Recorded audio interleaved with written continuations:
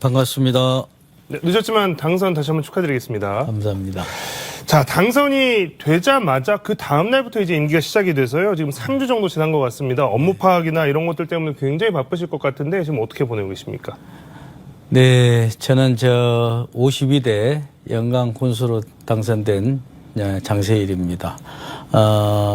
당선이 돼서 지금 기쁨을 뒤로 한 채 영광에 쌓여있는 현안들이 많이 있습니다. 그래서 우선 당장 내년도 예산 문제가 있고 또 우리 여러 가지 영광의 산적에 있는 일들이 많이 있기 때문에 우선 기쁨을 뒤로 한 채 엄중한 책임감을 먼저 느낍니다.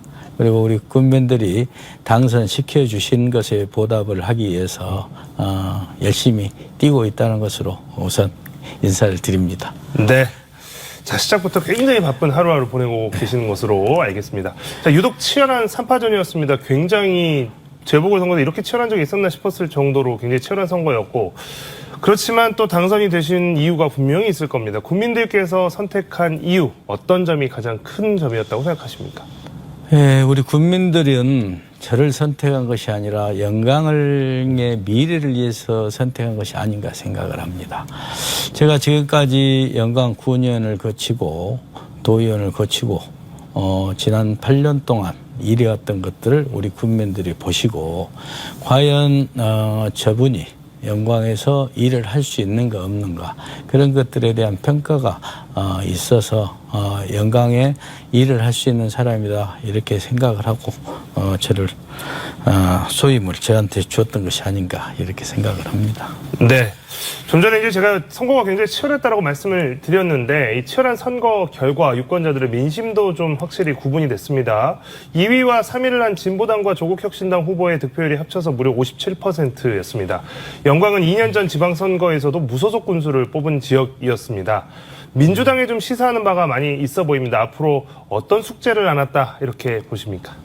예, 말씀하신 것에 공감을 합니다.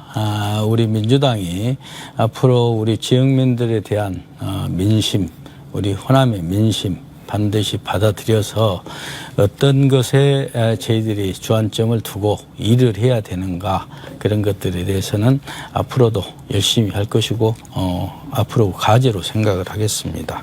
그리고 진보당과 조국혁신당에 선전이 있었지만 그래도 호남에서 지금까지 열심히 했던 민주당에 손을 들어줬던 것이 아닌가 생각을 하고요. 앞으로 그런 부분에 대해서 더욱더 우리 국민들에게 더 다가서고 우리 호남인들에게 더 다가서서 열심히 하도록 하겠습니다. 네. 자, 선거 과정에서 많은 국민분들 또 지역민분들 직접 만나 뵙고 또 대화도 같이 나누셨을 텐데 민심이라고 할까요? 이 국민분들이 바라시는 이 영광 군정에 대한 모습, 어떤 영광 군정을 좀 많이 당부하시던가요? 제가 선거 기간 동안 영광을 구석구석 찾아다녔습니다. 국민들이 하시는 말씀은 민생과 지역경제가 어렵다 하는 하소연들이 많았습니다. 그래서 저는 민생과 지역경제를 살리는데 최우선으로 하고 있습니다. 지금 자영업자들, 소상공인들 일자리 또 감소가 되고 있기 때문에 최우선적으로 경제에 주안점을 두겠다 이런 말씀을 드리겠습니다. 군정의 목표는 먹고 사는 문제, 그것이 제1이다. 저는 이렇게 생각을 하고 있습니다. 네. 먹고 사는 문제, 또 일자리 문제, 무엇보다도 경제가 가장 중요하다 이렇게 진단을 해주셨고 또 그걸 바탕으로 가장 먼저 챙기겠다 이렇게 말씀을 해주셨습니다. 이게 재선거 당선이기 때문에 남은 임기는 다음 지방선거가 열리는 2026년까지 그러니까 약 1년 8개월 정도 2년이 채 되지 않는 임기입니다. 아쉬운 것도 좀 많으실 것 같지만 또 짧은 임기 동안 해야 할 일도 굉장히 복잡하게 머릿속에 구상을 하고 계실 것 같습니다. 약속했던 핵심 공약들이 어떤 것들이 좀 있었는지 지역민분들께 다시 한번 좀 말씀을 해 주시죠. 제가 선거 기간 동안에 국민들에게 약속했던 부분이 영광발전 5대 핵심 공약이라고 해서 5가지가 있습니다. 금방도 말씀드렸지만 지역경제 활성화를 불어넣기 위해서 국민들에게 민생 경제 회복 지원금이라고 해서 제가 선거 때는 영광사랑 지원금이라고 했습니다. 그걸 지역화표로 해서 일단은 우리 소상공인 대출 지원 이자라든지 우리 전통시장을 활성화해서 우리 내수를 살려야겠다. 그것이 첫 번째고요. 두 번째는 제가 약속했던 국민들에게 평생연금을 드리겠다. 영광은 천혜의 자원을 갖고 있습니다.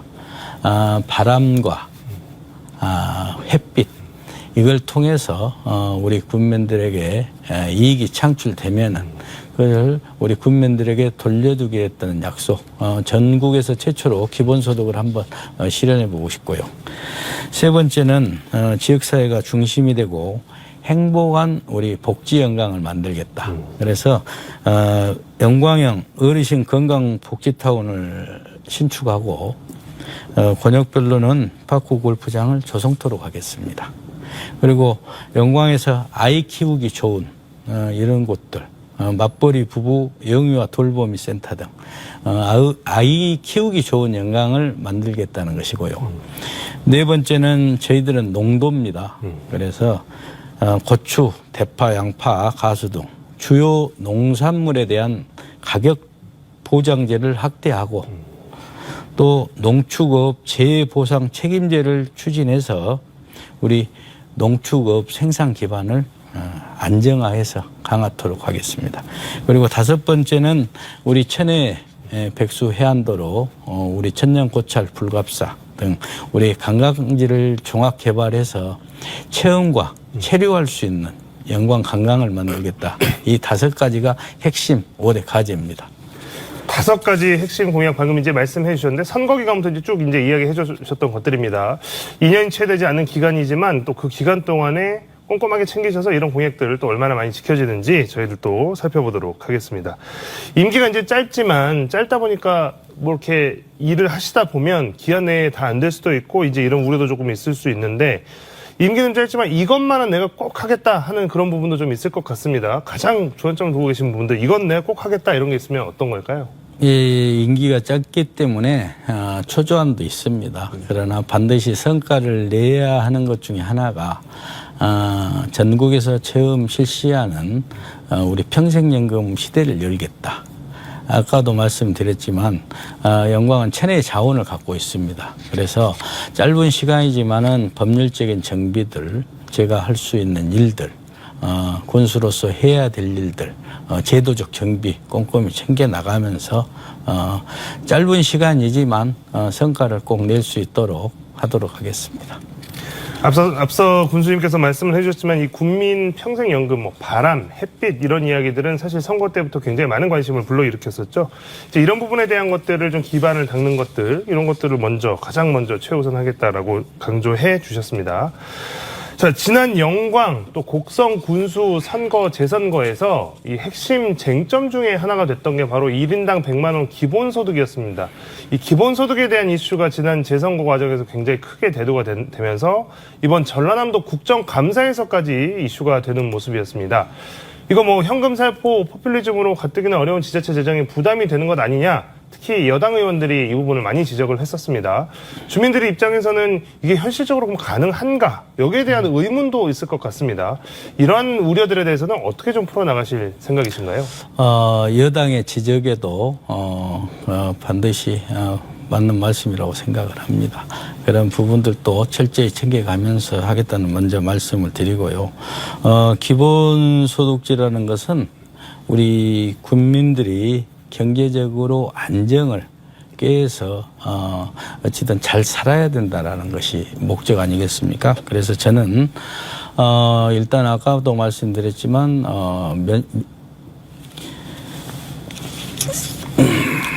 민생경제 회복지원금은 1회에 하나입니다.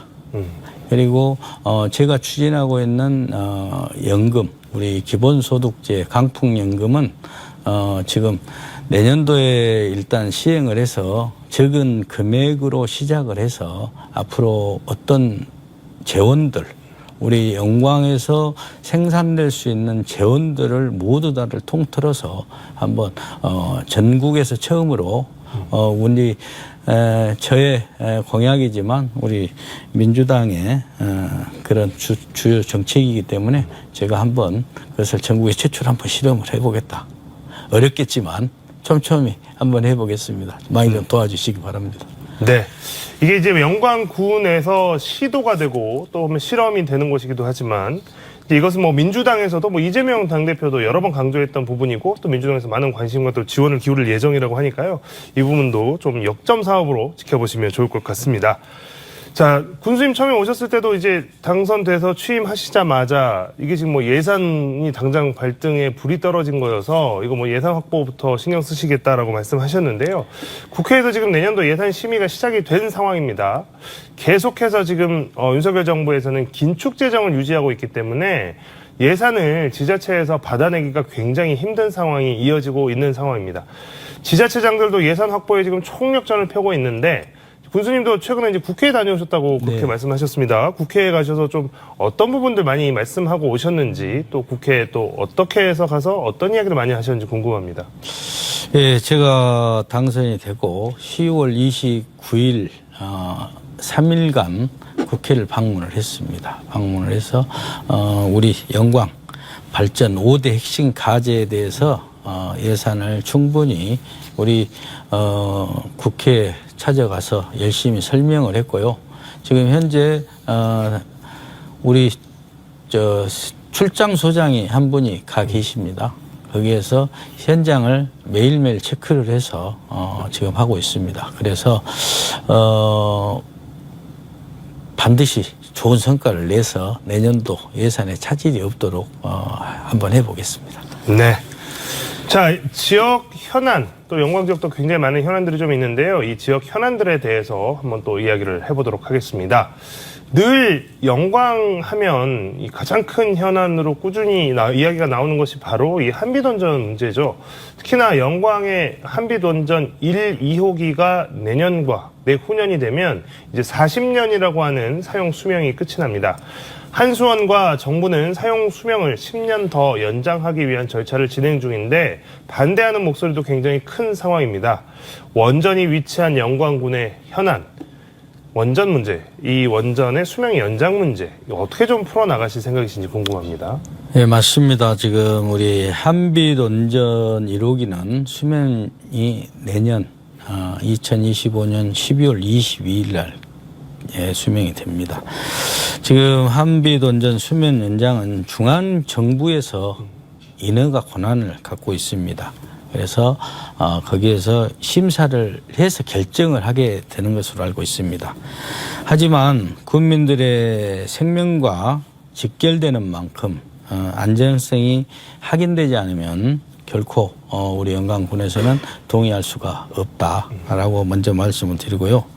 무엇보다도 안전성이 확인된 후 국민들의 지금 의견이 나눠지고 있습니다. 그래서 그런 것들을 면밀히 살펴서 국민들의 뜻에 따르겠다는 말씀을 드리겠습니다. 네. 수명 연장을 반대하시는 분들의 의견을 좀 들어보니까요. 이분들이 반대하시는 이유 중에 하나는 사용 후 해결료 저장시설 문제가 있다라고 하는 겁니다. 현재 원자력 발전에 쓰고 난 폐기물은 원전 안에 보관되고 있는데 이것도 지금 포화 상태에 이르고 있는 상태입니다. 한수원은 한빛원전 안에 건식 저장시설을 설치하려고 하고 있는데 영광군은 원전 안에 건식 저장시설 설치를 위한 지반조사 불착 신고서를 3차례 반려 끝에 최근에 접수했습니다. 조건부라고 하지만 이번에 그 접수한 것은 좀 허용한 것 아니냐라고 하는 시선들이 좀 있는데요. 임시 저장시설이라고는 하지만 사실 국내 어느 곳에도 아직 사용 후 해결료 저장시설을 건설하지 못하는 상황인데 결국에 이거 영구적인 핵 폐기장이 되는 것 아니냐 이런 주민들의 우려가 있습니다. 여기에 대해서도 좀 정확하게 설명을 좀 해야 되는 상황입니다. 네, 우리 영광 한빛원전은 2030년이면 사용 후 해결료가 포화가 됩니다. 그러면 원전의 6기가 가동이 됩니다. 21대 국회에 고준위 방사선 폐기물 관리 특별법이 발의가 되어 있습니다. 아직까지는 통과가 되지 않아 갖고 지연되고 있거든요.